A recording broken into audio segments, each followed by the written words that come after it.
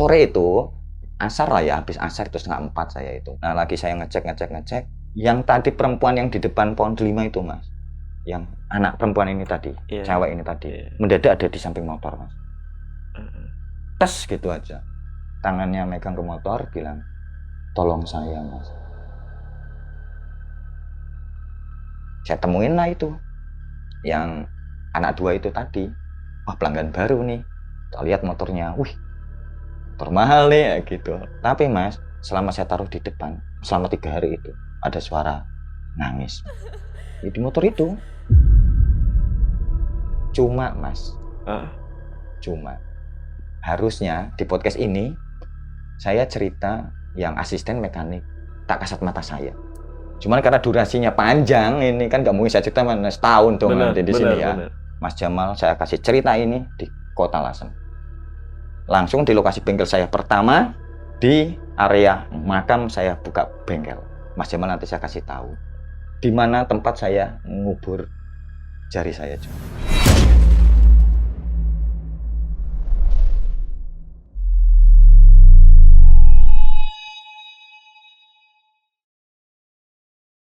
Halo pasukan Lantar Malam, hari ini gua udah kedatangan narasumber yang udah kalian tunggu-tunggu nih.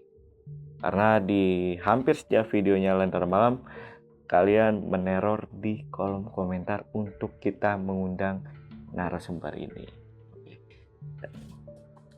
Dan ini aja sekarang gue lagi pakai atau cosplay montir ya. Jadi teman-teman pasti tahu kita ngundang siapa. Langsung aja, di sini udah ada narasumbernya, Mas Aris. Apa kabar Mas Aris? Alhamdulillah sehat Mas Jamal. Sehat ya Mas ya? Alhamdulillah sehat. Nah ini gitu. sebelum masuk ke ceritanya, sebelumnya terima kasih nih. Udah dibawain kopi. Nah ini asli dari mana nih Mas? Asli kopinya? Dari Lasemnya Mas, dari Rembang ya khususnya. Ini juga kopi bukan sembarang kopi ya, memang jadi kopi. Ciri khasnya di kota saya ya gitu. Jadi kopi ini ada banyak filosofinya nanti ketika kita sebelum cerita ya, sebelum ke podcastnya. Mas Jamal kenapa saya bawakan kopi ini biar sekalian mengenalkan lah ya.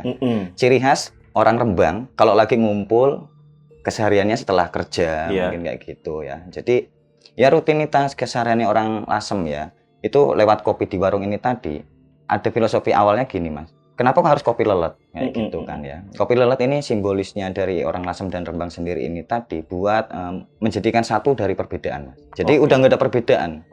Jadi di sini mau kita dari kalangan bawah, menengah, atas, ketika ngopi semua sama.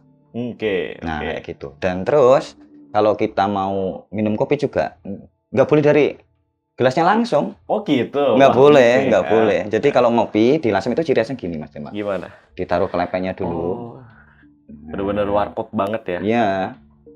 Nah, oke, aku coba ya. Monggo silakan, monggo silakan. Nah. Jadi ada anggah ungguhnya. Nah. Terus minumnya nanti dari lepeknya ini. Bismillahirrahmanirrahim. Seger Mas Jamal. Kita coba ya. Kopi lelet. Aku kira kopi lelet. Kopi lelet. Kopi lelet ya sebutannya ya. Guys, kita coba guys. Mantap toh. Enak tuh. Mantap toh. Iya. Kenapa kok harus dari lepek, Mas Jamal? Soalnya gini, kadang kita ngopi itu kan nggak tahu ya siapa yang datang lagi. Kadang temen, kadang saudara kita.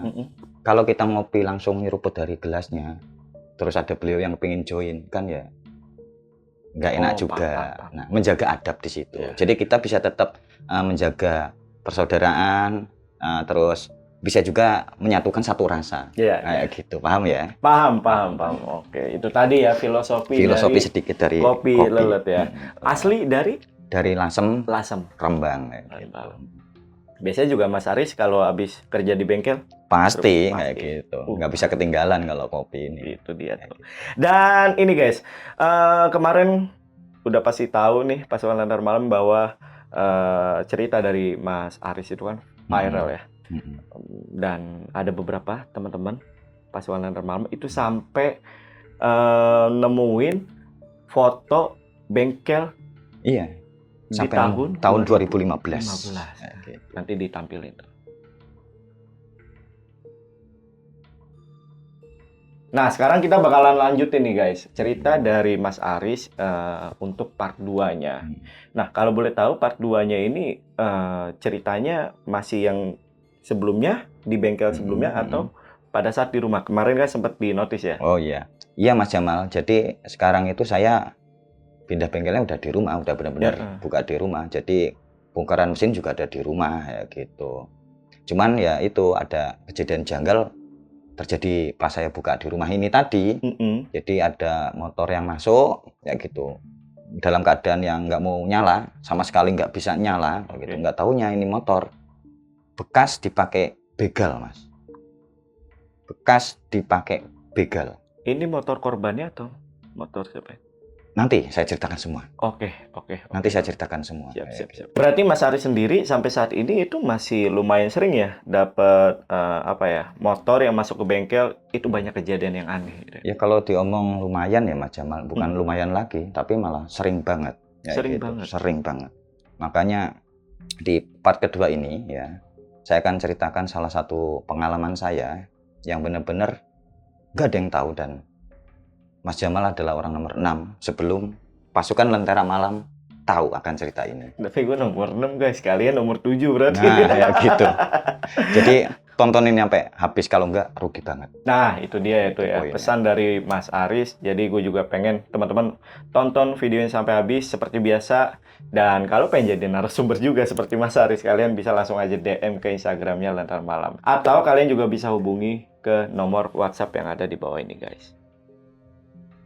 Oke, sekali lagi buat pasukan Lentera Malam yang penasaran sama cerita lengkap dari Mas Aris nih mengenai bengkel gaibnya di part 2, tonton video sampai habis dan tanpa basa-basi lagi, saksi misteri kita mulai.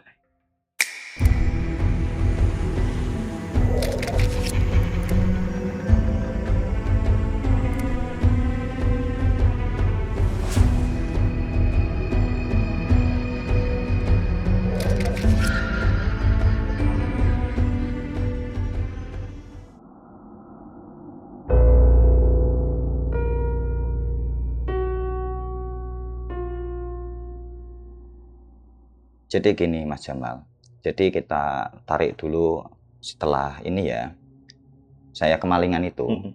Saya kan mulanya memang buka di rumah, cuman karena alat-alat masih belum komplit toh tentunya. Jadi keseharian saya awalnya masih belum bengkel totalitas. Jadi keseharian saya ya sambil nunggu saya punya alat-alat ya nyari kesibukan lain, kayak nyari rosok kayak gitu ya, keliling nyari barang bekas lah yang bisa dijual buat nyambung hidup aja, biar bisa makan dulu anak istri kayak gitu. Sampai alhamdulillahnya kok gang 1 bulan di rumah itu tadi tante saya yang di Rembang nelpon kayak gitu, Riz, ditanya gitu pagi-pagi telepon, katanya kamu habis kemalingan kayak gitu. Tak jawab, oh nggih bule, kemarin kebobolan maling 1 bulan yang lalu kayak itu. Cuman malingnya udah kepegang juga, alat-alatnya kan ya hilang semua toh Mas ya kayak gitu. Jadi keseharian ini ya saya nggak bengkel dulu. Nah kok alhamdulillahnya bule saya itu nambahin gini Mas, ya udah gini, kalau kamu mau buka bengkel lagi, alat-alat yang kamu butuhin apa kayak gitu. Terus tak jawab juga, alat-alat bengkel itu mahal loh bule gitu. Mulai dari kunci-kunci, iya Mas ya Mas, kunci-kunci itu mahal, belum kompresor, belum lain-lain, nanti berat kesampean. Tapi alhamdulillahnya mungkin tante saya ini lagi punya ini ya rezeki mungkin ya Mas Jamal, kan punya niat bagus. Kalau saya tolak kan juga nggak enak. Mulai saya list, ya udah kalau mau bantu ya nanti tak listkan kayak gitu. Terus dijawab lagi terakhir, ya udah yang penting sabar, nanti coba bule carikan solusinya kayak gitu. Jadi ya selama nunggu kunci-kunci ada itu tadi, saya masih nyari rosok itu tadi kayak gitu. Nyampe alhamdulillahnya gang 2 minggu ya kayak gitu. 2 minggunya lagi ada yang ngirim ke rumah kunci-kunci. Nah, yang baru Mas, kunci-kunci baru, alat-alat saya komplit lagi. Ada kompresor juga alhamdulillah. Cuman itu tadi masih dapat kompresor yang bikin saya trauma. Nyampe sekarang akhirnya nggak saya pakai. Masih ada Mas yang model tarikan itu loh. Iya. Jadi udah nggak saya pakai karena trauma ya. Tapi masih ada di rumah. Masih ada di rumah. Jadi masih baru nyampe sekarang kayak gitu. Nah, akhirnya saya buka bengkel juga. Ya walaupun saya masih kadang buka di, cuman ngalahinnya sekarang karena udah dapat pengalaman kemalingan. Kalau pasti berangkat ya saya bawa, pulang ya saya bawa lagi alat-alatnya kayak gitu terus. Ya banget repotnya. Ya gimana? Nanti kalau hilang lagi, nanti tante saya kasihan kayak gitu. Nah, nyampe di tahun 2012. Nah, itu curah hujan tinggi, Mas, kayak sekarang ini. Jadi di beberapa titik di Lasem banjir saat itu. Banjir kayak gitu. Pas kondisi banjir kayak gitu, saya pagi itu masih tidur itu kalau nggak salah itu. Tidur, dibangunin Pak Keri. Ke rumah Pak Keri gitu. Assalamualaikum gitu. Yang jawab istri saya kan. Ada apa, Pak? Suamimu mana? Tidur. Tak bangunin ya, Pak. Gitu.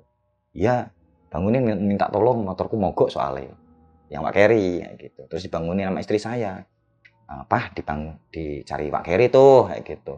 Ada apa, Mah? Nggak tahu motornya mogok katanya. Terus saya bangun, masih belum cuci muka belum apa ya, posisi bangun tidur aja gimana, Mas? Ada apa, Pak?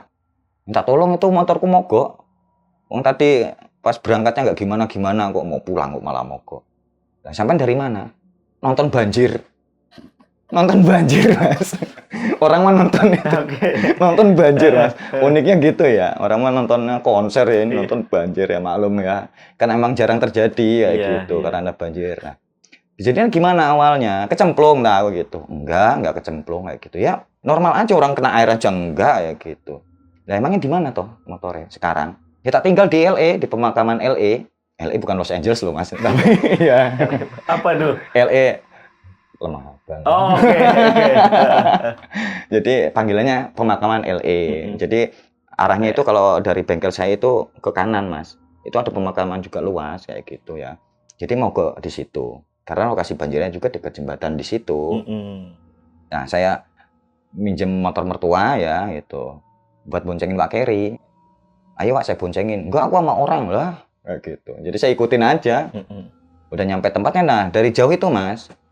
Dari jauh itu saya ngeliat motornya Pak Keri itu dibuat mainan anak-anak kecil.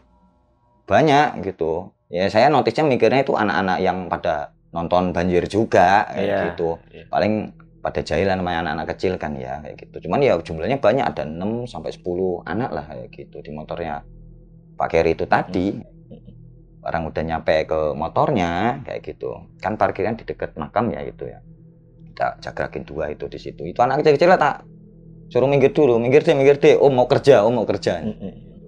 Ya mau pada minggir sih, cuma pada ngeliatin aja, nggak ngomong nggak apa itu anak-anak. Ya, saya nggak notice itu apa-apa ya kayak gitu.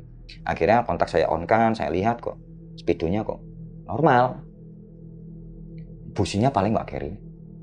Coba dicek aja. Nah, tak buka itu tutupnya, tutup businya motor Pak Rio itu. Saya pas buka busi, ada tangan, Mas. Ada tangan anak kecil, Mas. Ya itu megang tangan saya. Saya pas posisi megang busi loh, ada tangan dari arah mesin. Itu megang tangan saya, nggak kaget siapa. Sentak aja udah tangan saya nyampe nabrak rangkanya itu kan. Ini anak kecil-kecil ini bukan anak kecil biasa, Mas itu. Pada ketawa semua itu. Nah, pas pada ketawa kayak gitu, merinding saya. Udah hafal lagi saya udah. Ini perasaan umum ya kayak gitu ya. Kepala ini kepingin nengok terus ke belakang, Mas. Benar aslinya nggak pingin, tapi kayak ada yang ngarahin nengok aja. Nah, jadi saya nengok itu di satu rumah, di depan orang-orang yang lagi pada nonton banjir itu tadi. Ada, dia mau ibu-ibu ya ibu-ibu, tapi lebih ke kayak tante-tante sih ya. Tante-tante semeluhai lah ya, kayak gitu lah ya. Senangannya bapak lah pokoknya. Itu ngelihat ke arah saya, wajahnya kan yang beda, Mas. Wajahnya itu agak lebar, nggak nuwun sewu nggih, lebar. Nggak kayak umumnya kita kayak gini, agak lebar. Tatapan matanya ke saya aja sinis banget. Nah, yang bikin saya tahu ini bukan tante-tante biasa, Mas. Putihnya itu, mata itu lebih banyak, Mas. Paham. Jadi kayak ada titik hitamnya aja yang melihat saya kayak gitu. Pakai daster putih dan mencolok sekali. Lah orang-orang kan pada nonton banjir toh. Ini doang yang lihat saya. Udah perasaan udah nggak enak itu, Mas.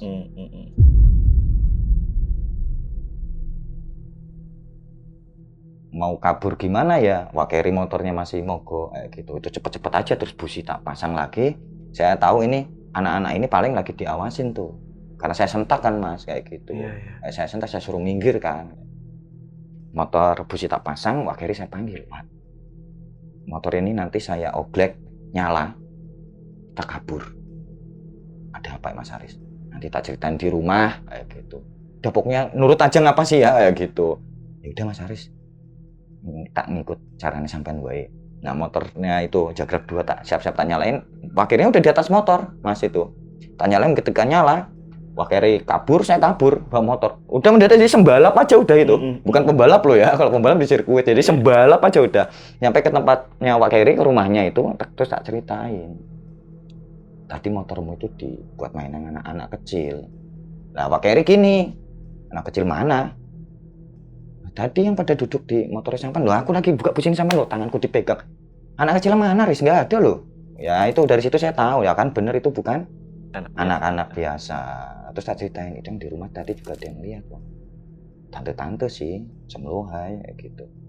Cuman tatapannya sini sih itu. Nah ini ngikutin nggak? Nggak sih kayak gitu. Udah, habis itu saya ngopi sama Pak Kiri ya cerita-cerita sedikit lah semuanya. Habis itu saya pamit pulang. Tapi alhamdulillah memang nggak ngikutin Mas.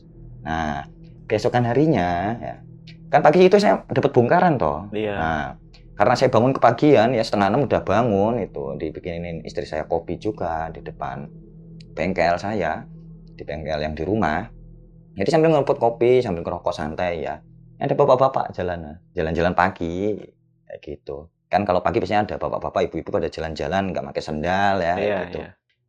Nginjek kerikil itu biar biar rematiknya hilang lah, berkurang. Jalan-jalan kayak biasa. Biasanya nggak perasaan gimana-gimana. Cuman ya karena lewat di depan saya sapa kan. Kayak gitu. Saya kira kan tetangga soalnya. Pagi Pak, kayak gitu. Oh iya Mas. Ini jalan-jalan biar sehat Pak. Wah iya. Baru buka Mas ya. Iya ya Pak. Kalau mau ngopi bareng Pak, monggo kayak gitu. Ah enggak saya kalau ngopi. Kalau rokok mau Pak. Oh kalau rokok nggak apa-apa. Dia monggo kayak gitu. Duduk sama saya. Terus tak kasih rokok, tak nyalain loh. Terus cerita-cerita Mas kayak gitu. Tanyai, sampai rumahnya mana no Pak? Kok saya nggak pernah lihat. Rumah saya sini Mas di RT 3 deket. Kemarin juga saya ngeliat sampai dandan motor kok. Kayak gitu. Oh, saya kan dandan di sana Pak. Nah, saya notisnya gini. Saya kira orang itu juga ikut nonton banjir kayak gitu. Makanya kok tahu ya. Iya, saya ngeliat sampai kemarin dandan motor punya siapa. Kemarin malah saya itu Pak diganggu itu penunggu sana paling ya anak kecil-kecil, ada yang satunya kayak tante-tante itu, tapi kayaknya bukan orang ya Pak. Ini nyaut Mas, yang bapak-bapak ini itu biasa Mas, yang tante-tante itu tadi sama anak-anak kecil itu tadi biasanya di jembatan itu. Saya dalam hati Mas gini, wah ini IndiHome ini, kayak gitu, ketemu IndiHome ini kayak gitu, wah ini supernatural ini kayak gitu. Akhirnya saya tanya itu, loh Pak, kalau gitu suka ganggu orang kayak gitu. Oh enggak sih, cuman ya mungkin karena ada keramaian kayak kemarin, jadinya dia menampakkan diri itu tadi kayak gitu. Oh, tapi kan enggak ganggu sampean? Enggak sih, cuman bikin mogok motornya Pak Keri aja. Gitu. Nah terus sampean kok tahu saya di situ nonton banjir kayak gitu. Enggak kan rumah saya di situ Mas sekarang. Kayak gitu Mas Jamal. Oh, okay. Nah, oh rumah di situ ya. Lah sampean tapi pulangnya ke sini, ke tempat anaknya di sini. Enggak sih, tadi saya nengok anak-anak aja, udah lama mereka nggak ke rumah saya. Rumahku Mas, udah bocor semua gentengnya. Niat saya ngasih tahu anak-anak malah pada nggak dengerin. Ya paling lagi sibuk aja sih Pak, saya bilang gitu. Siapa tuh anaknya sampai namanya? Mas ini loh. Oh, kebetulan saya kenal Mas, kayak gitu. Cuma saya nggak tahu rumahnya, cuma kenal aja. Itu biasa ketemu di jalan, apalagi kalau ngopi kadang ketemu. Cuman kalau rumahnya saya kan nggak tahu. Terus rokoknya beliau ini habis kan? Monggo Pak kalau mau lagi. Gak apa-apa Mas, gak apa-apa. Rokok lagi dia. Padahal rokok saya masih utuh, masih baru separuh. Cepet banget rokoknya ini, luar biasa. Saya nyalain lagi satu lagi. Terus gang sebentar, saya tanya gini, loh sampean rumah di situ berarti baru apa lama? Ya udah lama Mas. Cuma saya jarang lihat sampean. Ya jarang. Wong sampean di sini hitungannya baru kan, kayak gitu. Kalau saya udah lama. Cuma saya sekarang udah nggak di sini, udah di situ aja fokus. Ya nanti kalau sampai ketemu anak saya minta tolong kasih tahu aja. Ya nanti insya Allah Pak ya kalau ketemu nggak janji tapi saya usahakan ya kayak gitu. Nah terus bapaknya diri itu ya lanjutin jalan-jalan lagi diri lanjutin jalan-jalan. Ini mau langsung balik Pak kayak gitu. Nyantai Mas jalan-jalan dulu aja kayak gini. Nah depan rumah saya tetangga Mas keluar Mas Haris apa Mas gitu. Kamu ngomong sama siapa? Nah ini Mas. Kamu ngomong sama siapa? Tak lihat dari CCTV kok kamu kok ngomong sendirian. Ya aku bingung toh Mas. Lah aku mau bawa bapak toh. Ini tadi ada bawa bapak loh Mas, tak jawab gitu. Bapak-bapak mana? Siapa? Sini tak kasih tahu kamu kayak gitu. Dikasih tahu Mas. Iya Mas, saya ngobrol sendirian Mas. Sendirian Mas Jamal. Pagi-pagi ngobrol sendirian. Nah, yang bikin saya kacau itu aslinya bukan perkara ngomong sendiriannya Mas. Saya rugi rokok 2 batang hilang Mas. Kenapa ke situ? Kenapa ke situ? Kondisi keuangan sulit Mas. Oh iya benar. Kayak gitu. Kondisi keuangan sulit Mas. Oke. Nah terus saya tanya sama Masnya, tapi tadi saya memang ada bapak-bapak Mas. Orang tadi beliau cerita, katanya habis dari anaknya kok di RT 3, cuman ini anaknya pada nggak ini aja, nggak tahu dia mau minta tolong rumahnya, katanya gentengnya bocor semua. Siapa? Kayak gitu. Namanya Mas ini. Dia ingat, oh tahu aku rumahnya. Kalau kita anterin sama Mas, kayak gitu. Terus saya tapi ngelihat itu yang bapak-bapak tadi, udah nggak ada emang Mas. Oke. Udah menghilang itu nggak ada aja kayak gitu ya. Terus yang depan rumah saya ini nganterin. Akhirnya ketiga. Alhamdulillahnya anaknya itu ada di rumah. Tapi yang paling kecil, yang kakaknya kan kerjaan di luar kota jauh-jauh ya, kayak gitu ya. Terus tak omongi, Mas, nuwun sewu. Bapak sampean masih ada. Udah nggak ada lama Mas Haris. Nah itu Mas. Terus saya gini kan, nuwun sewu banget loh Mas ya. Terus saya ini nengok ke tetangga saya tadi yang depan rumah. Gimana ini saya ceritanya? Udah terlanjur cerita aja kayak gitu. Masa aku mau cerita kamu rugi rokok 2 batang tadi kayak gitu kan. Bisa lanjutin cerita. Tadi ini Mas, ya nuwun sewu ya. Sampeyan percaya enggak terserah lah ya. Saya ketemu bapak sampeyan. Kaget anaknya. Kaget Mas, tapi nangis Mas. Kaget nangis dia. Orang dia aja ngerasa saya ini anaknya nggak pernah ditemui, dalam mimpi juga nggak pernah kayak gitu. Kok nyampe Mas Arya yang ditemui? Ya nuwun sewu, saya juga nggak tahu. Cuman beliau bilang gini, rumah saya gentengnya bocor semua. Kayak gitu. Tadi sama saya, makanya ditemui Mas ini. Alhamdulillah kok tahu rumahnya sampean. Gitu. Jadi gini Mas Haris, memang tak akui kayak gitu. Saya ini nggak pernah nyekar ke rumahnya, ke tempatnya ayah saya ninggal itu, ke makomnya lah Mas. Kakak saya juga kebetulan di luar kota. Memang kita ada rencana mau ngijing Mas. Ngijing itu kalau di sini apa yang ngasih rumah-rumahan buat yang udah meninggal kayak gitu ya kayak gitu. Cuman memang belum sempat Mas Haris. Kendalanya banyak kayak gitu. Kadang uangnya ada, waktunya nggak ada. Kadang pas waktunya ada, uangnya yang nggak ada kayak gitu. Ya terus gimana ini? Ayo kita tengok dulu aja lah, nyekar lah daripada sampai nunggu saudara-saudara kan. Emang lokasinya di mana toh? Di pemakaman LE Mas Haris. Penasaran saya Mas. Penasaran saya. Jadi mau nggak mau minta tolong Mas tadi ini yang depan rumah saya. Mas udah terlanjur gini ngikut kita ya. Ya udah nggak apa-apa Haris, aku juga penasaran kok kayak gitu. Ya udah bareng aja udah bertiga itu. Cuman yang anaknya bapaknya tadi itu naik motor sendiri. Nah pas di lokasi makomnya, tahu nggak Mas Jamal di mana? Makam abahnya, ayahnya, itu di lokasi motor Wak Keri yang kemarin mogok. Belakangnya persis. Wah, dekat gitu ya? Yang nggak terima dekat, ya tinggal beberapa, 1 langkah lah sarannya gitu. Cuman kondisinya, ya, menurut saya turut prihatin saya juga. Patoknya udah lapuk, ya udah. Termakan usia, ya kayak gitu. Wah, udah di situ. Jadinya nggak terima saya ngasih masukan lebih dari tetangga saya. Ya udah, besok lagi mas-masmu ditelepon, di temen kayak dulu ya, orang tua soalnya kayak gitu. Terus kita doa bareng di situ kayak gitu. Cuman alhamdulillah di situ nggak ada gangguan memang Mas. Saya lihat yang kayak kemarin nggak ada di situ, yang anak-anak apalagi yang tante-tante itu nggak ada. Cuman saya dapat ini kan kayak hal positifnya apa ya, ini tadi anak yang lupa sama orang yang sudah meninggal itu ya tegurannya kok nyampe segininya kayak gitu. STT-nya buat pengalamannya Mas saya juga. Cuma setelah itu alhamdulillahnya udah gang 1 bulan kan 2 bulan itu pas habis Idul Adha kalau nggak salah itu di Kijing Mas. Alhamdulillah udah dirapihin ya? Kayak gitu. Apalagi kan deket ke jalan Mas memang kayak gitu. Iya. Itu kejadian yang pertama pas saya buka bengkel di rumah. Baru kejadian pertama nih. Nah kayak gitu ya. Ini saya anggap udah clear. Iya. Dan 1 tahun kemudian.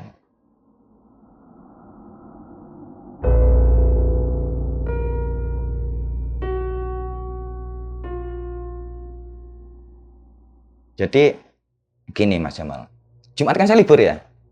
Jadi kalau Jumat libur itu, habis sholat Jumat itu saya biasanya ya aktivitas biasalah. Orang elit ngopi ya gitu. Ngopi, Ngopi, ngopi kayak Ngopi. gini. Ngopi dulu. Sumpah enak, Seger. banget. Enak kan? Nah, Heeh. nah pas ngopi gini, saya kan ngopi biasanya karena nyari yang enak kayak gini, Mm-mm. kan dari rumah itu jarak 10 menit, 15 menit, Mas. Naik motor ya, kayak gitu. Itu juga motor minjem mertua, kayak gitu. Mm-mm. Motor habis tabrakan lah gitu. Jadi itu motor itu punya mertua itu punyanya anaknya pertama, kakaknya istri saya. Cuman nggak cocok dia bawa. Dari beli pertama, nabrak itu udah 5 kali, Mas. Wah banget. Wah, nyampe terakhir nabrak itu tadi udah mungkin balas sudah ini ya takut ya ditinggal di rumah. Jadi lampu aja ya seadanya aja, orang saya bukan yang nggak bisa dandan, uang buat beli onderdilnya nggak ada, lampu aja model cantolan aja seadanya lah. Itu yang biasa saya pinjem buat ngopi ya gitu. Nah, nyampe di warung kopi langganan saya itu tadi ya biasa ketemu sama yang pasukan mbah-mbah yang mage-mage epic, paham ya, mage epic ya. Saya kan mekanik, Iya. ini mage ya. Suka denger cerita-cerita aja. Kadang ada yang cerita, oh, saya habis narik keris, saya habis narik janda ya apa. Paham lah kayak gitu. Paham, Ya. paham. Nah, itu kan obrolan paling asik ya kalau lagi ngopi, saya suka kayak gitu. Nah, sore itu asar lah ya, habis asar itu 3:30 saya itu ngopi. Saya biasanya kalau ngopi kan pesan 2 gelas. Yang gelas pertama udah habis, Mas. Nyantai, saking serunya cerita kan, ngobrol-ngobrol. Nah, pas yang gelas kedua saya congin, baru mau saya seruput, ada suara, Mas. Persis di telinga saya, di kiri ini. Mas, tolongin saya, Mas. Merinding langsung, des. Megang gelas kopi aja, cing ini, lepek aja sampai gemeter saya. Suara itu. Banyak orang loh, Mas, itu. Nggak peduli loh, Mas, itu. Udah saya abaikan, Mas. Lagi, Mas, lagi. Mas, tolongin saya, Mas. Duh, udah gak enak perasaanku. Ditambah HP saya yang tulit-tulit, Mas. HP 1112 itu loh, Mas. Oke, Ya. HP 11 1112 kartu S itu loh, ya. Oke. Itu geter. Terus ditambah kaget saya, gitu. Saya lihat istri saya, mama sayang tulisannya gitu. Ya romantis ya gitu. Udah diem aja napa sih. Iya, oke. Terus saya angkat itu. Halo Yang, kayak gitu. Bahasa keren masih muda. Halo Yang, kayak gitu. Pak, ada yang nyari nih. Siapa? Kayak gitu. Nggak tahu, orang dua nonton motor kayak gitu. Motor apa? Nggak tahu, motornya gede kok. Motor gede. Rodanya berapa? Ya 2 ya gitu. Warnanya apa? Nggak tahu apa sih ya. Ijo ya kayaknya. Ijo apa? Motor apa ijo ya? Berapa orang? 2 orang. Asli sini. Dari Rembang. Oh, Rembang. Kan karena saya tinggalnya Kecamatan Lasem, Mas. Iya. Jadi Lasem itu kecamatan, Mas. Kabupatennya Rembang. Oh, nah, paham. kayak gitu. Oke. Nah. Ya udah, nanti dulu. Tak ngopi dulu. Habis itu baru ke situ, baru pulang. Ya wes kayak gitu. Tapi kesini loh ya. Anak 2 ini nanti nunggu, kasihan kalau lama. Ya udah. Ya yang cerewet tau gitu, terus saya tutup. Nah, kita tutup lagi, Mas. Mas, tolongin saya. Saya langsung diem itu. Tapi saya belum nengok karena nggak berani saya. Takutnya kayak kejadian di bengkel yang lalu-lalu kayak gitu. Nah, akhirnya saya pulang aja kayak gitu. Itu kopinya sampai lupa saya bayar lagi, ngebon saya jadinya kan itu. Perjalanan pulang 10 menit, 15 menit lah nyampe rumahnya. Nah, di depan rumah kakak saya perempuan almarhumah ya. Itu kan ada pohon delima tuh, Mas. Di situ ada perempuan, Mas. Perempuan muda, pakai baju kayak baju pabrik, pakai kaos yang ada rimnya sedikit itu loh ya. Terus pakai apa, celana ya kayak gini, yang kain kayak gitu, terusan kain ya, kayak orang pabrik aja kayak gitu.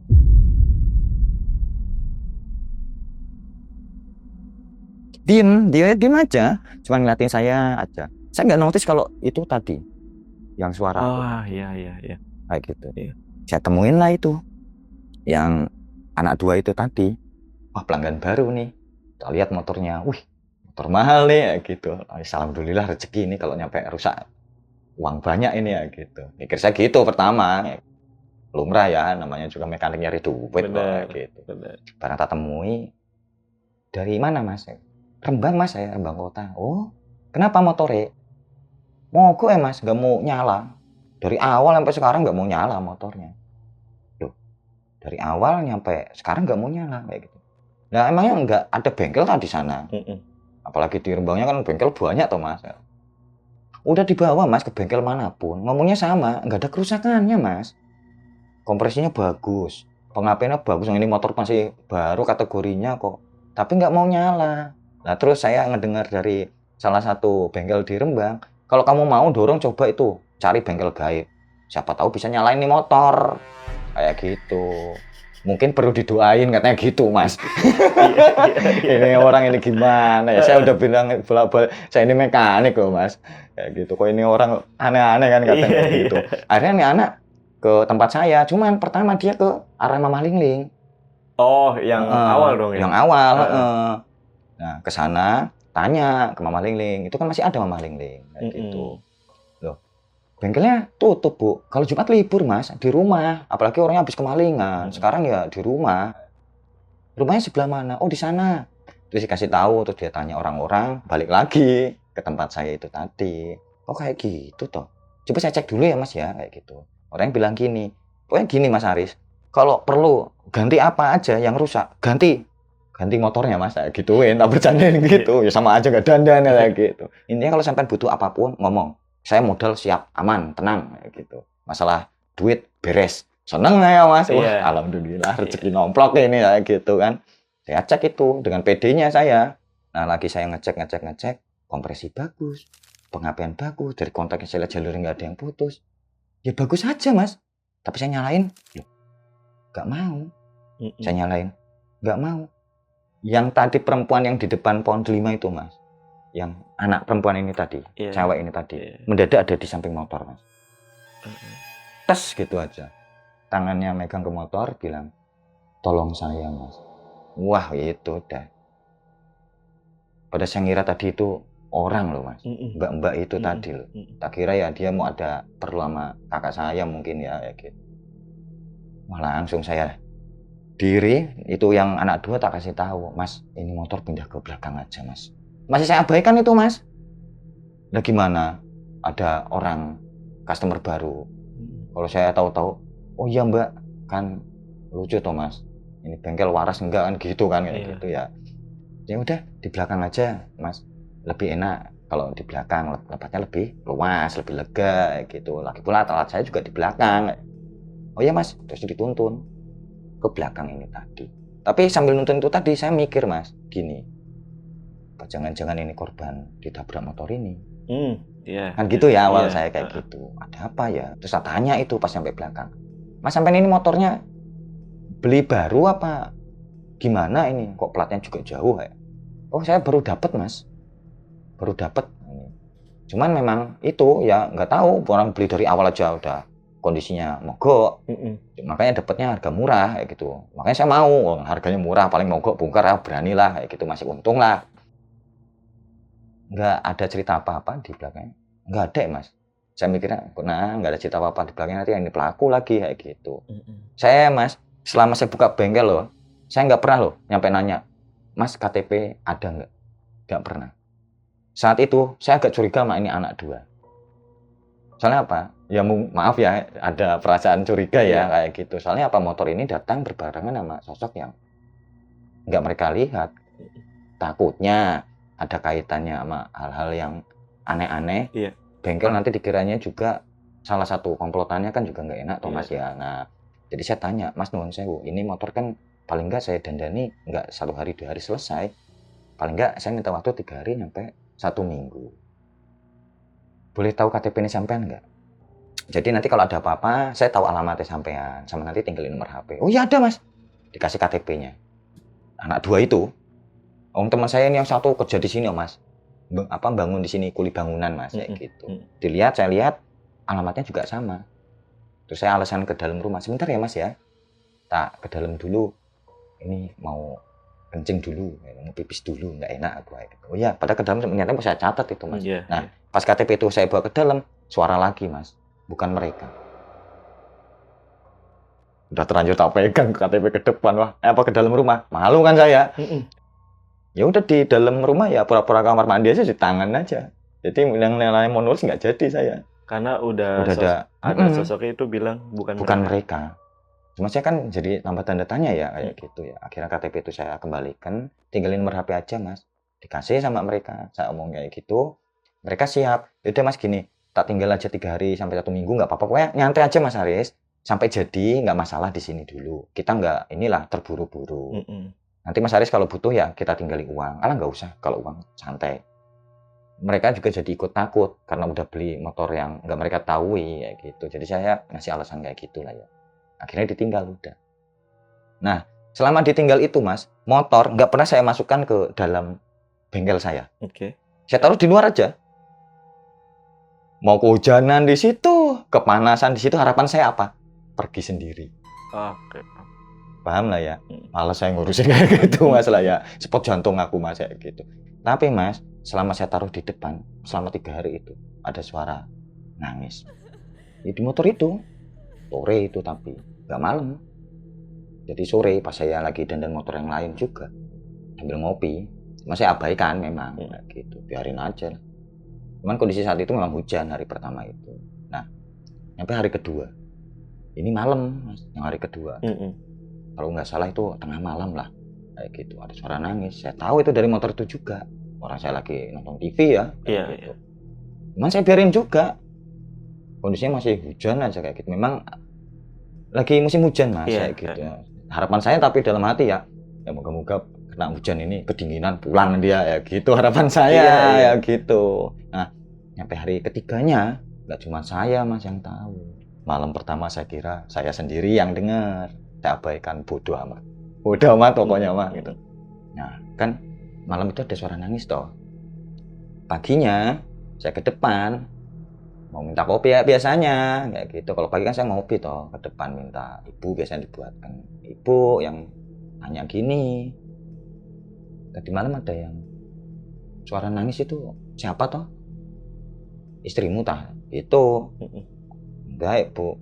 Terus siapa? Salah dengar paling kayak gitu. Nah terus istri saya juga ke depan Mas. Apa bu? Ini loh yang malam nangis itu di belakang siapa? Suaranya jelas banget sampai kamarku. Iya Pak, aku yang denger ya. Tak kira malah dari depan kayak gitu. Tapi saya skip Mas itu. Diem aja saya. Wah pada salah dengar. Kurang ngopi dulu makanya. Tidur doa juga. Orang nggak ada apa-apa juga. Siapa yang nangis? Kalau ada yang nangis saya juga tahu. Kayak gitu. Saya tutupin lah Mas kayak gitu. Nah karena risih itu ya Mas Jamal ya 3 hari ya nggak terima saya yang digangguin lewat nangisnya. Nyampe udah ke keluarga kan. Jadi ya itu tadi surup-surup. Ya agak surup lah ya mau maghrib itu tadi. Karena saya pas lagi ngopi sore itu. Risih itu. Kondisinya risih loh Mas ya. Risih ambil ngopi loh ya. Tapi tiba-tiba saya merinding lagi. Ada suara. Lagi ngopi loh. Depan rumah dia. Depan motornya loh. Suara lagi. Tolong carikan sesuatu yang hilang. Nah terus. Saya kan ngeliat itu plat nomornya. Hafal toh saya Mas itu. Plat nomor mana kayak gitu loh. Daerah mana itu saya tahu toh. Saya putusin aja udah. Nanti malam aja dah. Tak coba cari apa sih yang hilang. Ya, kayak gitu. Ke daerah yang ada ya, di ke daerah yang ada di situ plat nomor itu tadi. Orang daerah itu udah pasti di situ. Cuman ada desa 2 doang kayak gitu. Setelahnya memang hutan. Terus saya habis Isa itu nyari penjual motor nggak ada ya yang agak waras kayak gitu. Ya mau nggak mau pakai motor mertua yang lampunya kecil itu, yang kayak gini lampunya uple itu tadi. Saya nggak bilang mau ke tempatnya. Ini tadi. Istri saya juga saya bohongin juga. Gitu nanya, "Loh, Pak mau kemana?" "Ini ada acara sama teman," kayak gitu. "Udah kamu di rumah aja." "Kok malam-malam gini kamu bawa motornya bapak nggak ada lampunya? Terang loh." "Gak apa-apa, orang sebentar doang kok," aku kayak gitu. Kayak mau nginep aja. Mulai saya gitu Mas. Akhirnya udah diperbolehkan kan, dapat uang juga udah saya isiin bensin jalan. Nah akhirnya Mas, saya kan jalan ya ke kota itu ya. Ke kota plat ini ya. Ketika saya sudah sampai di kota itu Mas, pas pertigaan itu tadi, saya ngeliat itu sosok perempuan yang pertama ketemu pas motor baru datang itu ada di situ, nunjukin arahnya gitu. Saya yakin itu Mas, saya yakin itu sosok itu nunjukin arah aja. Oh, saya suruh ke sana. Karena itu kan pertigaan ya. Iya. Itu saya berhenti itu kan sempat bingung juga ini kemana. Katanya itu ada di situ Mas, nunjukin arah. Ya udah saya ikutin aja arahnya dia. Akhirnya itu berhenti Mas di kanan jalan. Dia nunjuk ke satu pohon bekas ditebang. Mungkin karena udah lama ya lapuk ya, tengahnya geruang, bolong. Nah, dia nunjuk. Jadi yang bikin sulit itu gini, itu pinggir jalan ada kayak selokan agak luas. Nah, itu di seberangnya sedikit. Jadi kalau loncat, kalau salah sedikit aja hitungannya, ya itu malah nyemplung nanti sampai kayak gitu. Saya lihat, apa sih kayak gitu? Malam lagi saya nyampe situ. Orang berangkat habis isya loh Mas. Nyampe situ hampir jam 11 malam loh. Gelap, lampu motor nggak bisa buat andalan ya, kayak gitu. Jadi saya pakai HP saya itu yang tadi 1112, layarnya warnanya yang warna-warna nggak putih ya gitu. Ya seadanya aja ya gitu. Kondisi gerimis Mas itu. Gerimis saya pakai mantel yang mahal itu loh, yang dari Kresek itu loh. Yang dari Kresek itu. Paham ya itu ya. Jadi yang atas doang, yang bawahnya masih basah aja. Orang saya nggak tahu kalau bakal gerimis deras kayak gitu.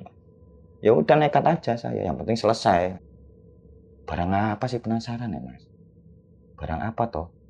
Mungkin kalung tahu apa ya, saya pikir apa, dompet mungkin aku itu. Notisnya gitu, wah kalau dompet lumayan nih kayak gitu. Udah nyebrang saya lihat Mas, tahu nggak Mas yang temuin apa? Lengan Mas. Itu lagi. Iya Mas, lengan Mas. Jadi dari sini Mas, lengan. Lengan. Lengan ya? Lengan. Bukan jari lagi ya? Bukan, tapi lengan.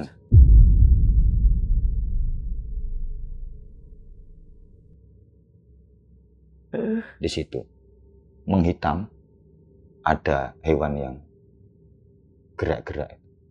Masih ada hewan yang gerak-gerak itu. Banyak lagi. Wah udah itu. Udah busuk itu. Iya. Wah udah. Ini bingung aku Mas. Udah bingung iya, takut iya. Saya nyenter deket lagi Mas. Kalau nggak deket nggak kelihatan loh itu. Ya shock lah saya. Karena saya nahan mual ya Mas, paling pingsan saya. Pingsan saya di situ. Oke. Nah pas pingsan itu Mas, saya kayak ngimpi gini. Ngelihat mbaknya itu pulang kerja. Di dalam mimpi saya itu. Naik motor metik dia. Diikuti 2 orang.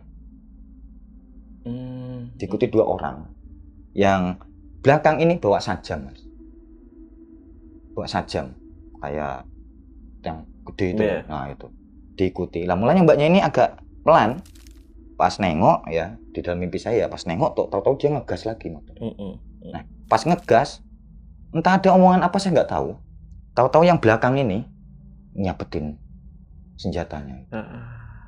Kena itu lengan itu tadi. Lengannya ini ya terlempar ya di dalam mimpi itu tadi. Hancur aja itu. Nah, yang di sini nih yang paling saya bikin emosinya, Mas. Mereka udah lihat mbaknya ini jatuh kayak gitu kondisinya. Tasnya diambil. Motornya diambil. Empatinya kayak nggak ada aja. Iya. Pergi gitu aja. Tinggalin gitu aja, Mas. Bayangin. Perempuan pulang kerja, diperlakukan kayak gitu, ditinggalin. Nah setelah itu Mas, setelah saya tahu kayak gitu, ngimpi itu, bangun itu, saya kerasa bangun itu tadi. Karena apa ya, itu tadi celana kan kena hujan loh, dingin juga iya. Nah ya, udah dapat ngimpi kayak gitu, saya udah agak kaget ya. Ditambah saya pas sadar itu kaget lagi, sosok mbaknya itu kayak yang di mimpi saya Mas, kondisinya Mas. Ya gimana nggak tambah shock saya. Dia nunjuk itu terus, lengannya terus. Nah terus posisi saya gimana Mas? Saya mau ngambil, gimana caranya? Kedua, mau saya serahin ke siapa? Masa ke kantor polisi? Pak, saya nemuin lengan. Ya sampai dari mana? Bla bla bla bla. Kok ngapain di situ? Nanti dikira komplotan. Iya benar. Paham ya Mas ya? Kalau saya mau bawa ke keluarganya, ceritanya gimana? Masa mau saya ditemui itu kan nggak masuk akal toh. Nah, akhirnya saya juga tanya, ini gimana sih caranya nyelesain kayak gitu, ngambilnya aja saya bingung gimana caranya ya, kok nyelesain ini kayak gitu. Ya terus mbaknya itu nunjuk terus Mas ke arah jalan pulang, nunjuk terus, nggak ngomong nggak apa, cuma nunjuk aja, udah nunjuk aja. Saya paham, saya mau diarahkan paling kemana kayak. Cuman saya mikirin gimana ngambilnya. Jadi mau nggak mau mantel yang saya pakai tadi yang harganya mahal itu ya. Ada 10.000 tuh. Iya. Ya zaman dulu 10 miliaran itu. Gitu ya. Saya lepas buat ngambil. Ya pengen aja ngambil dengan kondisi masih ada hewan yang Iya, iya. merambat itu tadi ya. Ya gemeter semua saya. Ya blank aja udah. Biar cepat selesai aja pikiran saya. Jadi takut itu udah campur aduk. Gimana caranya biar cepat selesai ini perkara. Saya taruh di motornya bapak itu saya jepitin aja mas. Jepitin ada jepitannya toh. Saya jepitin aja di motor itu. Ngikutin itu. Banyak tadi. Depan pertigaan belok ikut belok. Depan lagi pertigaan kecil ikut belok. Terus dia nunjuk satu rumah mas. Nunjuk satu rumah. Rumah kubu kecil itu loh. Berarti ini nih yang dituju kayak gitu kan ya. Nah, terus saya dodok pintunya. Dok ya. Assalamualaikum. Dok. Assalamualaikum. Ada yang nyaut dari dalam. Mbah Kakung, mbah cowok ya kayak gitu. Waalaikumsalam. Sebentar Mas Haris. Sebentar Mas Haris. Wow. Masih kondisi gemeter itu. Megang lengan itu mas. Gemeter nyampe hewan ada yang keluar di tangan saya nggak tahu loh itu. Kalau tahu udah tak pelempar paling ya, gemeter aja udah. Dibukain, saya dipapah ke dalam, kayak tahu aja mas kondisi saya kayak gitu. Kayak gitu. Jadi badan basah semua ya megang itu, nyampe lengan yang saya bawa itu tadi, diambil mbahnya itu, saya nyampe nggak sadar aja kayak gitu. Disuruh duduk. Mau minum teh hangat apa kopi? Gitu. Diajak ngobrol gitu. Tak buatkan. Nggih mbah, saya nggak jawab kopi sama teh enggak, langsung nggih mbah kayak gitu. Iya mbah. Sebentar ya, tapi saya masih gemeter itu. Ya gimana? Nemuin sesuatu yang belum pernah saya lihat. Plus kok mas. Iya. Ya shocknya double toh. Saya cuma takut mas pada saat itu mas. Takutnya apa nanti saya dikira komplotan itu. Kayak gitu. Benar. Terus mbahnya keluar bawa teh itu tadi. Duduk ya. Diminum dulu mas Haris. Itu gelas teh panas mas lo ya, teh itu masih panas, saking mungkin udah takutnya ya gitu. Tak pegang itu rasanya kayak udah nggak panas lagi, saya minum itu nggak kerasa lagi. Udah sampai saya ngelihat itu hewan yang pada keluar itu, nyampe kelempar tehnya, sadarnya telat itu tadi saya, sampai kelempar kata kaget itu tadi. Ya lo Gusti ya gitu, udah tenang aja nggak apa-apa. Terus saya tanya, mbak ini siapa? Kok tahu nama saya toh? Oh, nanti tak ceritain. Sampai yang tenang dulu aja. Ini lo anduk. Terusnya saya sekakan badan saya kan, biar agak keringan dikit lah mas. Terus banyak cerita. Jadi gini, Riz. Saya tahu kamu itu bukan dari siapa-siapa sebenarnya. Terus saya selak mas sebelum beliau cerita itu. Mbah, sampai tahu nggak ini yang saya bawa apa? Oh saya tahu. Ceritanya tahu nggak mbah? Saya tahu. Terus diceritain mas kayak gini. Jadi ya pemilik lengan ini itu mau nikah mas Haris. Mau nikah. Cuman sebelum nikah dia masih kerja kan di pabrik. Jadi dia rutinitasnya ya kerja aja keseharian sambil nunggu hari H nikah kayak gitu. Karena masih punya tanggungan Mas Jamal. Dia anak yatim ya, nggak punya ayah. Ibunya kerja di luar negeri. Lah dia punya tanggungan ngurus adik-adiknya masih kecil kayak gitu. Jadi tulang punggung lah kasarnya kayak gitu kan. Adik-adiknya masih kecil. Nah, cuman memang ada kejadian naas. Pulang kena ini begal.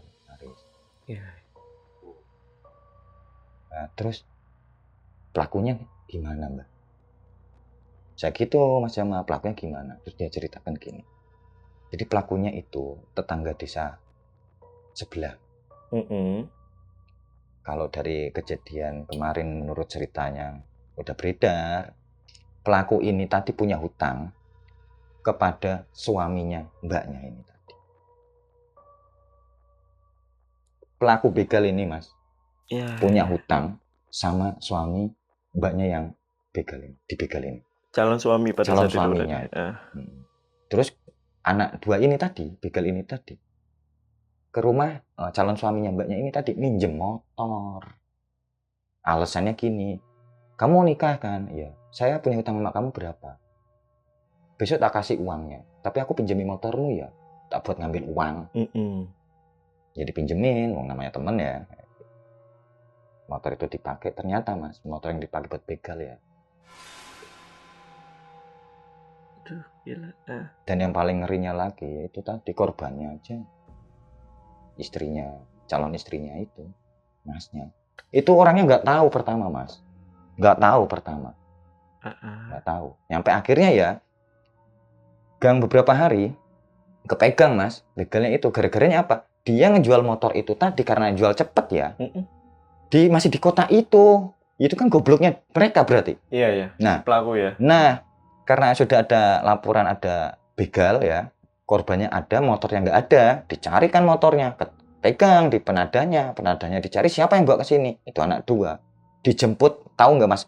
Jadi calon suami mbaknya ini tahu kalau apa? Iya, yang Pelakunya itu pas itu. Tapi beliau ini belum tahu kalau korban begalnya itu calon istrinya. Belum tahu mas. Cuma ngedengar kata orang aja di situ ada begal kayak gitu. Dia nggak tahu kalau yang kebegal itu korbannya calon istrinya itu. Nah, anak 2 ini kan niatnya ngasih uang ke dia toh. Nah, nggak taunya udah diikutin polisi mas. Ketika ngasihin uang itu ke masnya itu tadi, calon suaminya mbaknya ini tadi. Nah, itu tadi ditangkepnya, bukti jadi masuknya.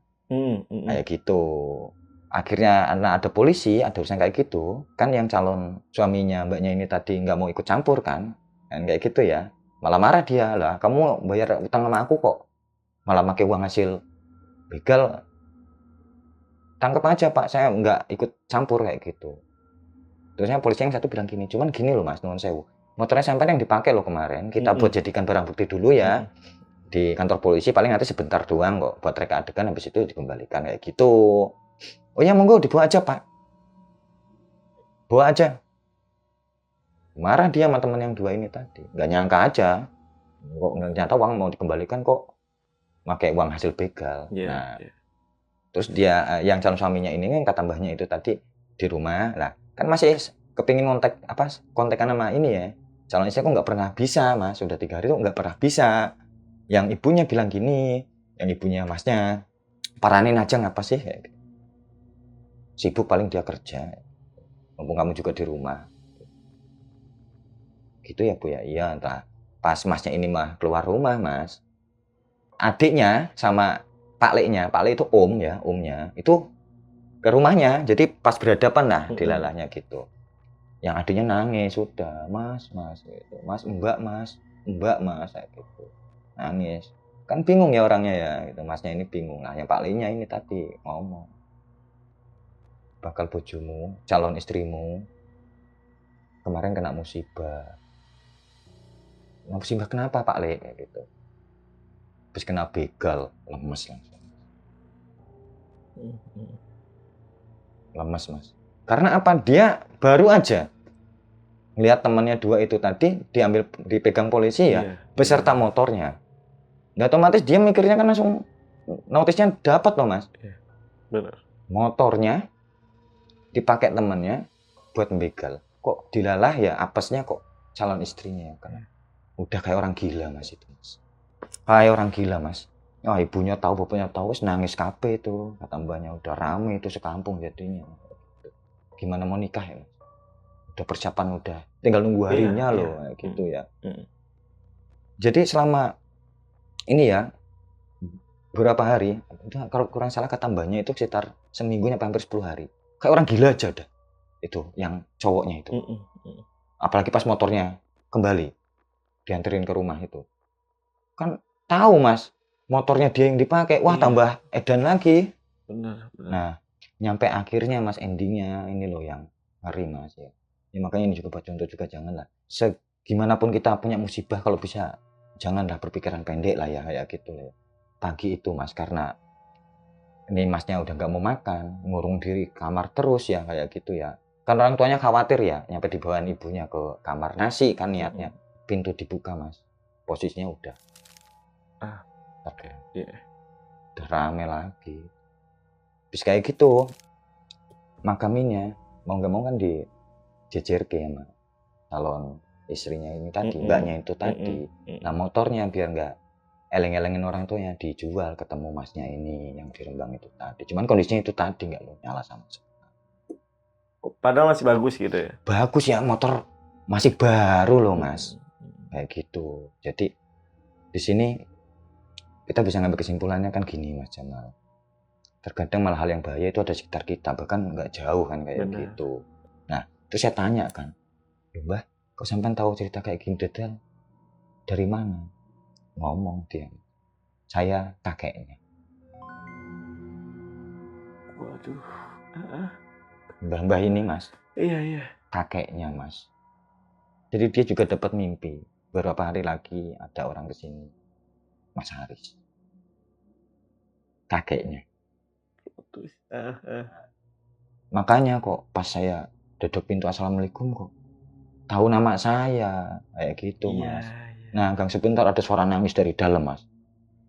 Keluar itu ibunya, adiknya 2 keluar nangis itu. Karena dengerin mungkin ya dari tadi ya kayak gitu. Keluar terus saya tanya kan, terus ini bagaimana urusannya mbah kayak gitu. Ini yuk dimakamkan aja langsung sekarang juga. Jadi malam itu mas, karena makamnya nggak jauh mas, kan samping rumahnya itu udah pemakaman nih. Oh, oke. Jadi langsung itu sama ibunya, sama kedua adiknya. Cuman adiknya ini kasihan mas, nangis terus mas.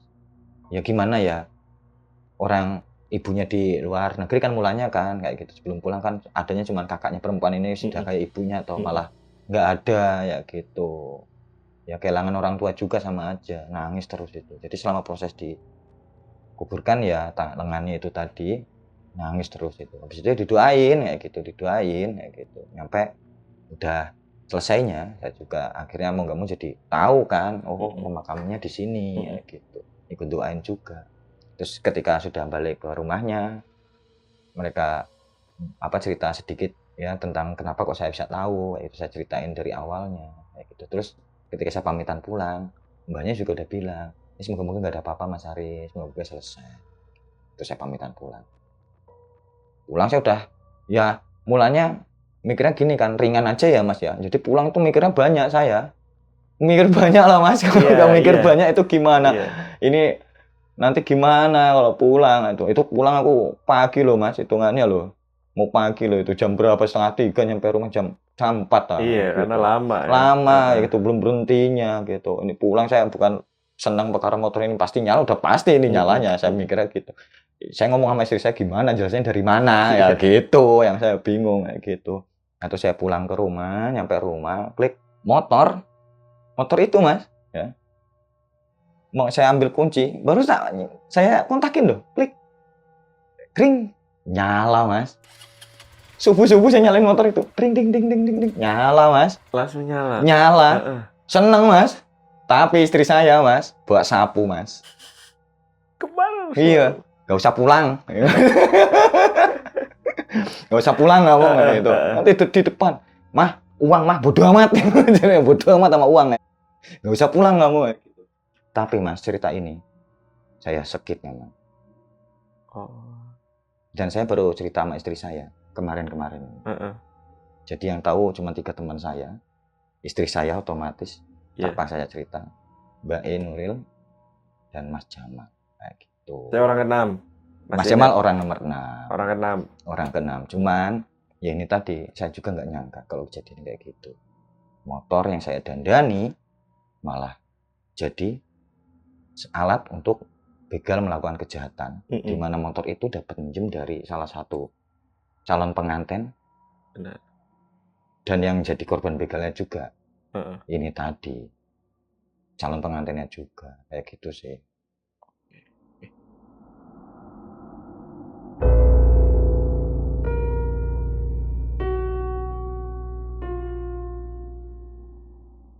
Oke Mas Haris, tapi dari Mas Haris sendiri ngerasa aneh gak kalau Mas Haris tuh sering banget nih ngalamin kejadian yang aneh gitu ya di bengkel terutama? Ya jadi ini ada hubungannya Mas kayak gitu ya. Kalau ditanya kayak gini ya hubungannya di tahun 2001 saya pernah meninggal itu. Saya pernah meninggal. Ini yang kemarin belum ada kan ya? Belum ada. Jadi gini ya, Heeh. saya ceritakan sedikit kecilnya aja rentetannya juga. Jadi pada tahun 2001 itu Mas, saya kan PKL ya. Jadi pulang PKL itu ya mungkin karena capek ya, kepengen niatnya cepet, jadi saya berusaha mendahului truk di depan saya. Oke. Malah saya mengalami kecelakaan itu. Ya habis itu nggak sadar, udah nggak sadar. Nah, bangun-bangun, saya ngeliat itu ada yang orang yang pingsan di samping saya. Cuman badan nggak bisa gerak, mulut juga nggak bisa ngomong, merasa sakit semua badan saya kayak gitu, kayak disilat-silat itu sebadan, tapi nggak bisa gerak. Cuman lihat kayak gitu ya ada orang pingsan, nggak sadar lagi saya, nggak sadar lagi. Oke. Nah, bangun-bangun itu Mas, pas saya di kamar ya saya ngeliat banyak orang, ada mama saya juga, nangis mama saya itu kondisinya. Tapi ya itu tadi, saya masih nggak bisa ngapa-ngapain. Oke. Ngomong nggak bisa. Tapi masih bisa nyerap yang di samping saya walaupun kecil-kecil ya, pelan-pelan kayak gitu. Tapi benar-benar nggak bisa ngomong. Oke. Gitu. Hingga 4 bulan kemudian ya, melalui proses ini tadi, penyembuhan pelan-pelan ya, kayak gitu. Udah mulai bisa ngobrol ya, pelan-pelan itu tadi. Nanya saya, "Mah, Aris kenapa?" Cerita itu mama, "Aris, pas kemarin dulu kamu kecelakaan itu, kamu meninggal." Aduh. Kayak gitu Mas. "Kamu ini meninggal, ditaruh di rumah sakit ini ada 3 hari. Karena apa? Identitas kamu nggak bawa.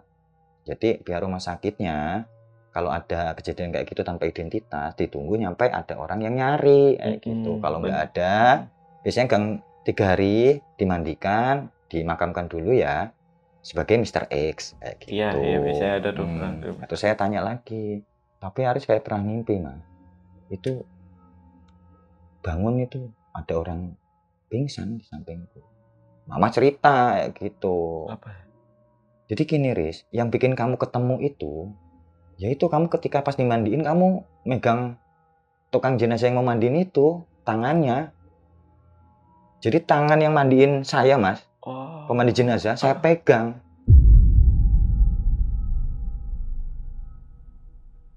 Kata mama saya itu, kan kaget beliau ini pingsan. Pingsan itu tadi karena gayuh, entah ember entah apa ya, jatuh, gelondrang, temennya tahu. Nah itu baru sadar kalau saya hidup lagi, ada lagi ya gitu. Wah, berarti itu posisinya di mana tuh Mas ya? Ruangan apa Mas? Di ruangan jenazahnya itu. Ruangan jenazah, ruangan jenazah dimandikan itu tadi. Rame itu Mas. Rame. Korban kecelakaan meninggal bangkit lagi. Di surat kabar kayak gitu itu tahun 2001 itu. Oh sempet? Sempet masuk surat kabar. Nah dari situ akhirnya yang tahu pertama pihak kepala sekolah Mas. Pihak kepala sekolah. Karena dari werpaknya.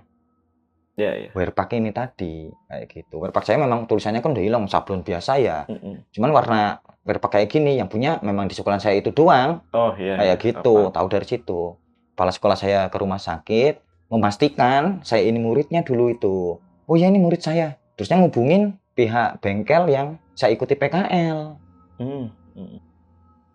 Nah, yang bosnya bengkel ini tadi ke situ ngeliat saya kan, karena saya katanya udah dipindah ke ruangan UGD atau apa itu ya, masih dalam keadaan koma katanya gitu. Disuruh ngubungin keluarga saya. Soalnya saya di Purwokerto itu Mas, ya sekolah tapi kerja kan karena nggak punya ayah ya. Jadi kebetulan tuh PKL kan ya jadinya full ya. Harapan saya dapat uang bulanan bisa ngasih ibu sama mama kan, zaman itu masih ada kan, buat bantulah kayak gitu. Akhirnya ya ini tadi bos saya ini tadi ke rumah sakit ngubungin mama saya sampai dijemput Mas itu. Ya itu jadi pecah nangisnya mama kan di situ. Karena nggak pernah ketemu saya, jarang banget kalau nggak liburan itu tadi. Di jalan kayak gitu awalnya. Nah terus saya tanya gini, berarti Aris lama nggak sadar? Lama Aris, lama banget. Harapan mama udah kayak hilang aja mulanya gitu. Makanya kamu masih bisa ngobrol sekarang itu, alhamdulillah kayak gitu. Cuman ada yang beda memang Mas. Bedanya gini, kalau tiap pagi kan ada suster ya, biasanya kayak ke kamar saya ya, kadang bantu saya berjalan. Karena saya jalan juga itu lama Mas prosesnya. Jadi saya jalan tuh mulai dari merangkak sampai ya pakai alat yang pegangan 4 itu loh. Sampai yang pakai alat yang tinggi ya, yang tongkat itu tadi sampai bisa jalan lagi itu prosesnya juga lama. Nah, kalau pagi itu dikasih pertanyaan-pertanyaan ringan Mas, buat mengembalikan ini ya mungkin ya memori ya, ya gitu. Takutnya ada benturan atau apa ya gitu. Dikasih pertanyaan tuh 1+1, 2+1 matematika ringan, terus nama-nama hewan, terusnya ada warna-warna. Nah, di situ saya jawab Mas. Yang lagi pertanyaan ringan-ringan kayak 1+1 saya jawab 2, 3+1 4, masih bisa. Ini hewan apa? Oh, ini bebek, ini ayam, ini kambing. Nah, pas yang ini, yang warna ini, yang merah, kuning, hijau seharusnya saya jawabnya hitam, putih, abu-abu. Nah, di situ. Jadi saya tidak bisa lihat warna di situ. Buta warna. Buta warnanya di situ. Jadi bukan dari lahir. Iya. Jadi sebelumnya saya bisa lihat warna, tapi setelah kecelakaan itu saya nggak bisa lihat warna. Nah, sampai sekarang nggak sih Mas? nggak bisa. Sampai sekarang? Maksudnya parsial. Iya, jadi udah nggak bisa nangkep cahaya. Kayak gitu Mas. Terus setelah itu ya ada kejanggalannya, cuman nggak ya parah kayak yang setelah ya, sama kayak di bengkel kayak gitu. Jadi kejanggalannya cuman apa? Katanya saya sering ngobrol sama orang, tapi cuma ngobrol kayak gitu. Ya mungkin mereka mikir gini, efek obat bius. Saya juga merasanya gitu memang Mas. Ini paling efek obat bius aja. Kadang saya nggak ada apa-apa ngomong, oh di situ banyak orang-orang pada ngapain itu, efek obat aja. Lagi pula saya kan nggak bisa ngebedain mereka karena warna itu tadi Mas. Mereka terlihat kayak nyata aja. Tapi kalau diomong interaksi nggak ada Mas. Interaksi nggak ada. Kalau ada interaksi setelah saya buka bengkel tadi. Jadi memang ada interaksi di bengkel di makam ini tadi setelah jari saya putus itu tadi. Jadi pas sebelum ini itu putusnya nggak ada yang aneh-aneh kayak gitu. Ya biasa aja. Kondisi Mas Aris ketika ditemukan itu seperti apa nih Mas? Pas kecelakaan itu tadi. Iya. Katanya ya itu. Kalau diomong putus enggak Mas. Cuman kayak kena benturan keras memang. Kena benturan keras kepala. Nah jadi ya itu aja. Kata orang tapi ya kata orang-orang yang menemukan itu udah meninggal di tempat aja karena benturan katanya gitu kan. Ngeluarin darah. Bocor gitu. Ya bocor, ngeluarin darah dari sini juga katanya gitu. Udah. Kalau kondisi badan ya masih itulah kasarnya cuman ada yang patah apa kayak gitu aja sih. Cuman benar-benar udah nggak selamat aja. Untungnya, bukan untungnya ya, maksudnya nggak sampai dilindes ya? Nggak nyampe. Karena kan tadi coba cuman menyelip aja, saya ternyata adu banteng kan, kayak gitu. Nah, adu banteng karena saya motor musuh mobil kan menang mobil toh. Nah, badan saya kelempar katanya yang lihat lah ya itu saksinya. Ditamparin lagi sama mobil dari arah kiri itu tadi. Kan iya kan truk mobil saya di tengah-tengah nih. Nah saya mau nyelip ini tadi bres itu nggak taunya jatuh ke kiri tambah lagi udah gitu. Cuman untungnya alhamdulillah nggak ke gerus ya gitu aja. Itu cerita singkatnya Mas, kenapa kok nyampe ada kejadian kayak gini. Cuman kalau dikaitin di 2001-nya nggak ada interaksinya pas di bengkel ini setelah jarinya gitu. Cuma Mas harusnya di podcast ini saya cerita yang asisten mekanik tak kasat mata saya seharusnya. Cuman karena durasinya panjang ini kan nggak mungkin saya cerita setahun dong nanti di sini ya. Kita serahkan ke pasukan Lentera Malam aja. Oh iya sudah pasti. Kita serahkan ke pasukan Lentera Malam aja. Kita gini, teman-teman kalau misalkan pengen ngundang Mas Aris lagi, seperti biasa, tulis di kolom komentar. Atau saya kasih pilihan gini, nih. Kalau saya datang ke sini lagi, Mas, lewat naik bis lagi segitu panjangnya, naik kereta api segitu dinginnya, dan nanti mengkerut lagi, mengkerut lagi. Kayaknya Mas Jamal saya kasih cerita ini di Kota Lasem. Langsung di lokasi bengkel saya pertama, ya, di area makam saya buka bengkel. Tapi ini juga tergantung pasukan Lentera Malam. Iya. Kayak gitu. Iya, Masa udah. saya yang diteror terus dari awal, Mas Aris part 2-nya mana? Nah, sekarang gantian. Kalau dari Mas Aris sendiri mau Hmm. berapa ribu komen baru kita berangkat? Umumnya di 10.000. Waduh. Nah, Oke. dan terornya jangan di saya. Di IG-nya Jamaluddin Daris. Nah, saya kasih tahu ya, yang pada belum follow Mas Jamal, inget nih ya ID-nya Jamaluddin Daris. Nah, follow aja tuh IG-nya. Teror. Part 3-nya mana? Kelasem Mas Jamal gitu loh. Iya, Nah, oke, gitu lah. siap. Gitu. Berarti nanti ini udah pasti nyampe nih karena Biar pasukan Lentera adil. Malam itu garis keras banget ya kan. Nah, itu. Ngeri banget loh. Saya Mas Tinggal Jamal nyiapin mental doang. nggak berani live streaming setelah part 1 di sini. Terornya lebih ngeri daripada jin. Iya. Part 2 mana Mas Aris? Di TikTok Bener. saya buka part 2 mana Mas Aris? Ya nyampe istri saya juga sama. Part 2-nya mana Pak? Ya Allah Gusti nu Agung. Hebat kekuatannya pasukan Lentera Malam Iya, gitu betul. ya. Garis Luar keras, biasa. garis keras. Jadi saya tunggu. Kalian saya tunggu. Ayo komen sebanyak-banyaknya. Nah, itu dia ya. Nanti insya Allah kalau udah nyampe target dan mental udah siap, kita ke Lasem.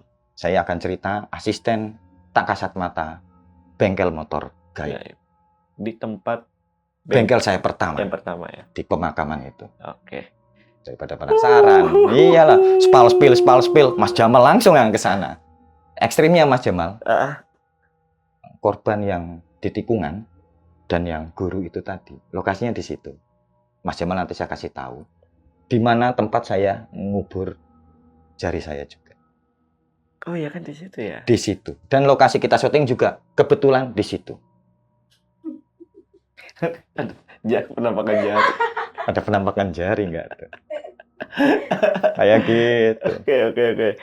Nah, tapi kalau ini kita balik lagi guys. Tadi udah ya. Berarti intinya kalau misalkan teman-teman pengen gua dan tim Lentera Malam itu menuju ke Rembang, kalian bisa langsung aja tulis di kolom komentar. Sebanyak-banyak. Sebanyak-banyaknya. Tadi Mas Aris pengen 10.000 komentar. 10.000 biar kita komentar bisa lah. berangkat. Oke. Itu ya guys ya. Nah, Mas Aris kita balik lagi nih ke cerita. Boleh. Ini soal cerita yang sosok perempuan itu ya, yang menjadi korban begal itu. Jarak antara korban itu meninggal sampai Mas Aris itu ketemu lah ya sama sosok ini berapa tahun, berapa bulan jaraknya? 2 mingguan lah sekitar. Iya, 2 minggu. 2 mingguan berarti. 2 mingguan Mas, kayak gitu. Jadi memang lagi hangat-hangatnya aja. Gitu. Makanya saya kan bingungnya di situ ya Mas Jamal. Kasusnya masih hangat-hangatnya. Kalau saya bawa ke kantor polisi nanti. Iyalah. Nah, bingung lah. Masa saya orang jauh lagi dari situ. Platnya beda kan ya kayak gitu. Nanti ditanya yang aneh-aneh. Loh sampean kok bisa nemuin? Kami aja yang pihak kepolisian aja nggak bisa nemuin gimana. Nah, kan bingung saya Mas. Mas untuk Segini Mas. tangannya, iya tangannya Segini. itu. Jadi dia megang. Iya. Darah kan mungkin ketebas ini. Iya. Dikuburnya benar-benar di makamnya, iya. Dan itu kakeknya sendiri yang makam. Kayak gitu. Malam itu bukan di sampingnya gitu. Bukan ya di bikin kuburannya itu lubang tadi. baru. Di kuburannya tadi, di makamnya ya. Kayak gitu langsung dikedu aja kayak gitu. Sama saya juga bantu, saya juga makanya kotor semua saya juga bantu kayak gitu. Terus didoain kayak gitu. Wow. Oke. Itu pengalaman epic Mas itu, Mas. Nyampe saya nggak berani cerita itu. Kalau inget itu, satu kasihan korban, kedua emosi sama pelakunya. Hafal saya wajahnya Mas. Hafal saya wajah sampai sekarang. Kalau ketemu nggak bisa dibohongin saya. Ini orangnya. Kayak gitu pasti. Hati-hati aja itu. Tapi kabarnya berarti sudah di penjara kan ya? Udah di penjara. Nyampe sekarang belum keluar Mas. Oh nyampe sekarang. Agak panjang itu. Iya. Kayak gitu. Masa itu direncanakan kan mereka. Begal kan direncanakan kan. Iya. Bawa sajam lagi. Pelaku-pelaku begal itu secara nggak langsung sebenarnya perencanaan. Perencanaan, bawa sajam dia kayak gitu. Dia udah merencanakan mau. Cuman kadang yang repot gini Mas, kalau di saya kalau ngelihat ya, kalau kita kondisinya kayak gitu, kita laki-laki kadang mau membela diri juga gimana ya kalau udah kondisinya mepet kayak gitu. Benar. Nah, ini yang servis motor itu, ya si pemiliknya ya, tahu nggak kejadian itu? Nggak tahu Mas. Nggak tahu. Dia kan beli, itu kan mulanya dibeli orang. Iya. Sebelum dia, ya karena itu tadi taunya harganya murah, cuman nggak mau nyala. Sebelumnya kayak gitu. Jaraknya kan 3 jam dari kota saya toh. Dari kota yang pertama dibeli kayak gitu, nggak mau nyala kayak gitu, terus diposting lagi di aplikasi biru, terus ketemu itu tadi kayak gitu. Kalau zaman dulu ya posting kan nggak bisa kayak sekarang shop ya, jadi kayak status saja itu, motor murah lah gitu. Dapatnya dari situ dia, dia cuman ketipu fisiknya aja, bagus motor, tapi motornya bagus aja mas, mulus banget kayak gitu. Saya juga nggak nyangka harganya cuma segitu loh motornya loh. Ya motor 2 tak plus motor hijau lah ya, tahu ya motor hijau itu ya, 2 tak itu, dan masa harga cuma 4,5 juta loh, lengkap BPKB STNK loh itu. Iya mas, iya 2013 loh. Tapi berarti ini adalah salah satu motor yang diperbaiki sama Mas Aris dengan modal 0. Modal 0 tapi dengan shock yang sangat banyak. Untungnya tuh berarti 100% guys. Untungnya 100%. Iya mas, itu alhamdulillah mas. Kan orangnya saking senengnya toh. Saya bilang, kan karena saya biasanya kalau narik ongkos itu seikhlasnya aja toh. Kayak gitu. Ongkosnya berapa mas Aris? Seikhlasnya. Sampai sekarang itu seikhlasnya aja. Kayak gitu. Ya seikhlasnya kan gini mas, takutnya motor orang yang lagi saya dandan itu buat kerja. Iya kalau dia punya uang buat dandan motor, buat keseharian aja udah bingung, motornya kok kondisi rusak. Nah kadang seikhlasnya aja. Biar dia bisa kerja juga motornya. Lah mas, kalau misalnya yang rusak bannya hilang sama pelek-peleknya, seikhlasnya gimana itu mas? Ya yang penting kan onderdilnya dia ini cari. Oh dia nyari. Nanti ngomongnya kalau wah ya bangkrut saya. Kecuali kalau gini, ya kecuali kalau saya punya di rumah kayak gitu nganggur ya, atau ada teman biasanya kan kalau anak muda-muda kan biasanya itu mas. Motor standar aja diganti yang racing kan ditinggal biasanya, kadang saya mintakan kayak gitu. Ini mau pelekmu dipakai enggak, ngomongnya gitu. Enggak, kenapa toh? Itulah ada bapak ojek kasihan peleknya rusak, tak pakaikan aja ben ada manfaatnya. Kadang biasanya malah boleh mas kalau teman-teman saya. Nggak apa-apa mas, pakaikan aja daripada nganggur kok kayak gitu. Kayak gitu alhamdulillahnya teman-teman kayak gitu. Nanti kalau ongkos seikhlasnya, yang penting order dealnya dicepai. Nanti kalau nggak ada ya kita siasati lah. Kayak gitu kan tugasnya mekanik kayak gitu. Bener kayak gitu. Itu tadi ya. Apa sekalian ya gue kesana bawa motor rusak kali ya? Boleh. Suka motor juga? Nggak terlalu tapi lumayan. Nggak terlalu tapi lumayan. Ya aku lagi suka motor custom. Oh yang custom boleh lah kayak gitu. Nanti ngonten bareng lah ya di sana lah ya. Ngonten bareng lah ya nanti di sana lah ya. Boleh. Nah mas, ini juga pengen nanya nih dengan beberapa teman-teman yang komentar bahwa bengkel yang pertama itu katanya ada yang bilang ada pelebaran jalan atau apa gitu. Yang benar yang mana gitu ya? Yang benar, jadi gini, saya ini sebenarnya kemalingan itu nggak sekali mas. Kemalingan itu kebobol. Bedanya apa, pelakunya beda lagi kayak gitu. Jadi yang kedua ini saya juga pernah dibobol kayak gitu. Cuman alhamdulillahnya kunci-kunci yang dibelikan bule saya tadi, tante saya, itu kok nggak yang hilang mas. Jadi saya tetap beli kunci-kunci yang murah-murah kayak gitu. Jadi buat kunci pembantu namanya ya. Jadi yang bagus buat yang utama dan motor. Kalau yang biasa-biasa buat yang kelas ringan. Yang kelas ringan itu hilang di 2015 itu tadi. Makanya masih ada tetap fotonya sampai sekarang. Jadi terakhir itu tadi 2015. Cuman setelah itu ya udah nggak buka di situ karena memang ada pelebaran jalan. Jadinya saya fokusnya ya di rumah ya gitu. Nah, terakhir nih Mas Aris, pada saat Mas Aris ini dinyatakan meninggal. Mas Aris itu ngerasanya lagi di mana? Kalau saya ditanya kayak gitu masih inget gak? Ya gini mas, pasca kejadian itu ya, itu yang saya rasakan itu cuman cepet aja mas. Waktu itu kayak cepet mungkin ya di sayanya, walaupun di dunia nyatanya mungkin mereka yang nunggu saya lama, tapi hanya gelap saja, nggak ada kejadian yang bisa saya ceritain apa, mungkin kayak yang orang umum kan biasanya kesana lah. Tapi yang saya rasain pas hari pertama saya kecelakaan, terus tidak terasa apa-apa. Ya nggak kerasa apa-apa, ya hanya gelap saja. Gelap aja, kayak tidur aja gitu ya? Ya kayak tidur, makanya kadang ada tanya, teman kan tanya mas, kamu dulu meninggal rasanya gimana? Ya nggak tahu sama sekali bahkan saya. Biasanya kan kalau orang yang disuri ya sebutnya ya? Suri ya, gitu, itu sempat mampir ke neraka gitu kan, sempat mampir ke surga gitu. Kalau boleh request mas, mampir ke warung kopi saya. Masa mampir ke neraka, ngeri amat. Iya kan, ada beberapa cerita mereka mampir ke neraka gimana gambarannya, mampir ke surga gimana gambarannya. Orang saya diceritain mama saya, Mas, sama yang wartawan itu tadi juga ditanya-tanya. Saya aja sempat nggak percaya kalau saya meninggal. Karena yang saya rasain itu aja, kayak tertidur aja kayak gitu. Cuman ketika bangun pertama itu tadi sakit semua, kayak disilat-silat sebadan, Mas. Tapi berapa hari, Mas? Maaf, Mas. Berapa hari? Pas di ruangan itunya. Pokoknya total Mas Aris benar-benar sadar. Tadi kan katanya kayak lama gitu. 1 tahun, Mas, sampai pemulihannya. Jadi saya cuti itu 1 tahun. Bukan pada saat sadar dari yang meninggal. Oh, yang meninggal sampai sadar. Kalau menurut ini ya, menurut apa yang dikabarkan dari mama sama wartawan itu tadi 3 hari, Mas. 3 hari? 3 hari. Oh, memang pada saat hari ketiga itu sudah... Udah sadar itu tadi. Sudah ada sadar? ya, udah ada ini pergerakan lah tangan itu tadi.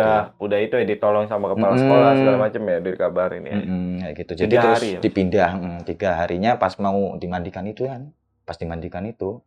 Jadi terus dibawa ke UGD apa-apa lah katanya gitu. Saya kan nggak paham ya, cuma diceritain aja orang katanya ya gitu.